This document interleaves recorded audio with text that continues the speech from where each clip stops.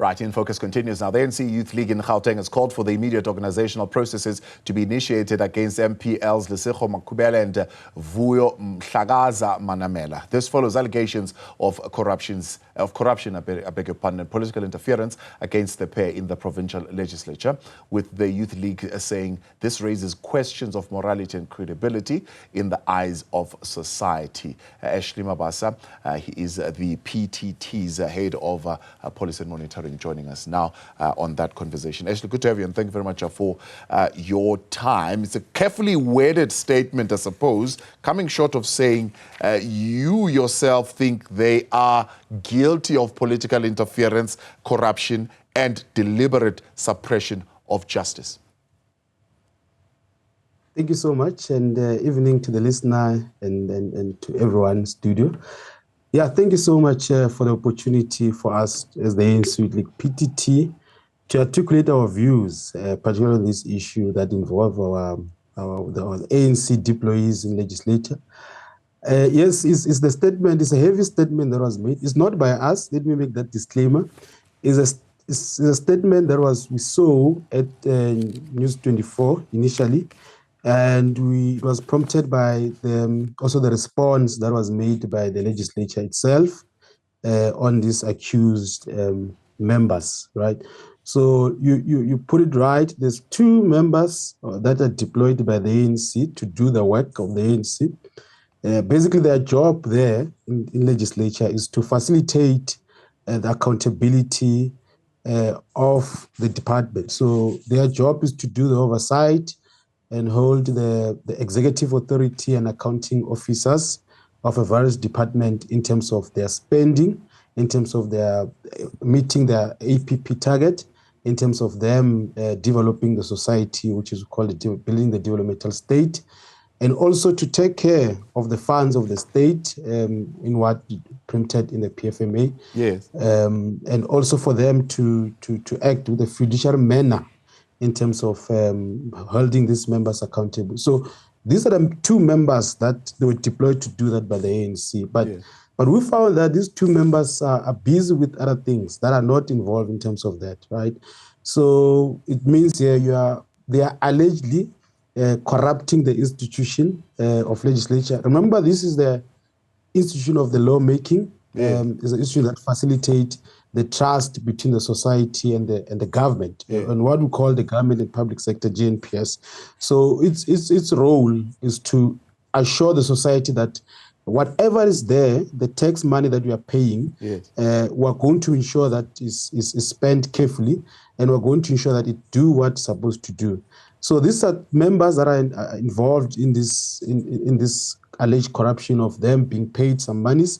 They were supposed to have undertaken the tours. One, Comrade Lesego Makhubela, was supposed to have went to America, and he didn't go to America, but he was paid the money to go to America, which is the stipend. Yes. And surprisingly, I saw the response from the legislature saying that he had a funeral, with Comrade Ntombi said that, and he went to the airport. He found that doesn't have a passport. The passport is at the Consulate General. Surprisingly, me and you, we know that I will never go to airport to take a plane if I don't have a passport and my visa things are not sorted. So what he was doing in airport. So it shows the flawed of the statement, or the flawed logic of that statement that was meant to defend them. Okay. Another one is Comrade Vuyo, she said that she was not feeling well in that day, you know. So if that is for everyone to do, and to say that if I didn't go to work, I'm not feeling very well, right? And after 2 years, these members have taken the monies that they were paid. That's when now, after this noise that has been happening, they say they are going to pay back the money. So we're saying that they need to be held accountable for that. And one, they must be held accountable because they tainted the image of the ANC, mainly because they're deployed to do the duties that I said that they're supposed to do, right? And how now, contradictory, they're going to hold the members of executive authority accountable if themselves they are involved in corruption activities and of corrupting the institution. And remember here, from the ancient days and from 90s, 1800, you had the lawmaking institution is the institution that has a high respect. And that's why in some point it was run by the religious grouping. So it's an institution that's supposed to be respected with high authority, and the institution that's supposed to have high authority in the society. Yeah. And if its image and reputation is tainted like this, the ANC get to look at these members and say, we're going to give you a harsh punishment, and we're going to take action against you because you are cracking the little trust that you have with the society. And as we have seen with the electoral decline of the ANC, and these members, if they're not doing their duties... So what do you make then of the statement of the legislature saying this allegations that they're defrauding the legislature are not true? The claim are factually incorrect, right? One. Two, they are saying neither did these MPLs commit any fraud, nor were they a subject of a forensic investigation by the former secretary.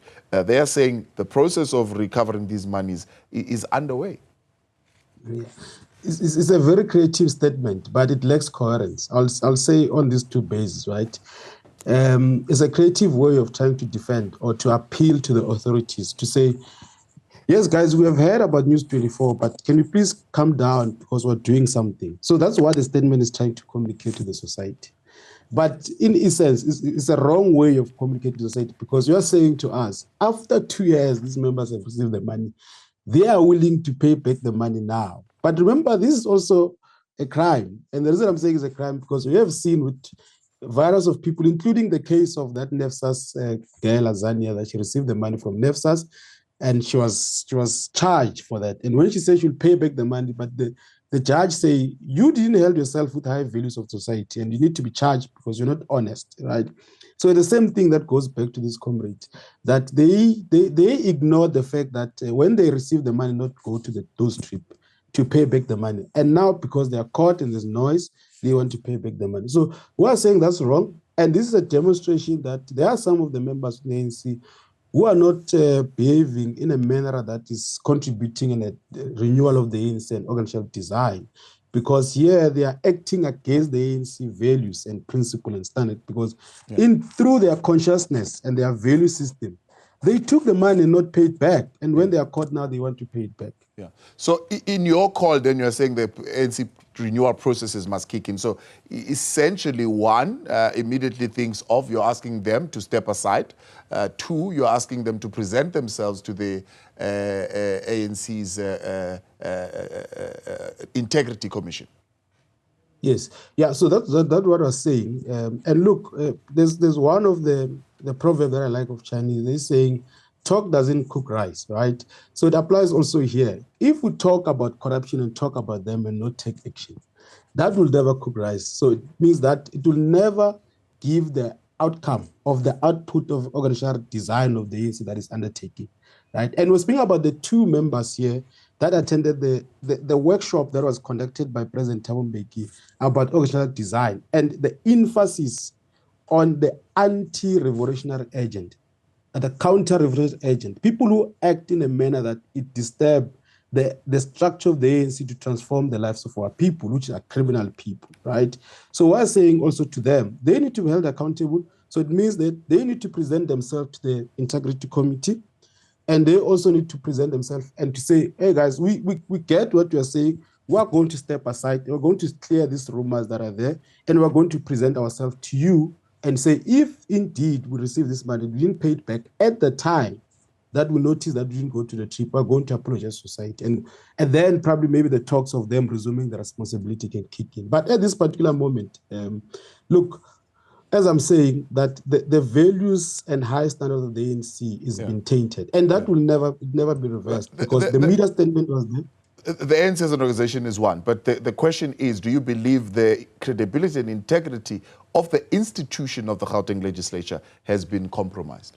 Because, I mean, you are basically rubbishing their statement. You're saying their statement is unbelievable. Yeah, it's a creative way of appealing to the authorities, right? And we're not kids here.